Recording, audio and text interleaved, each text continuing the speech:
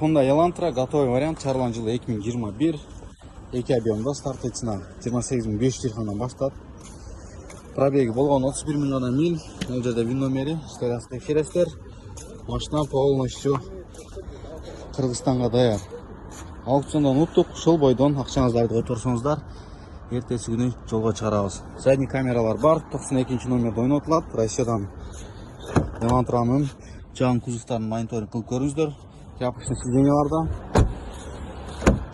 Алсаңыздар кожаный сиденьяларды тиктирип беребиз. 20 миң сом тегереги болот.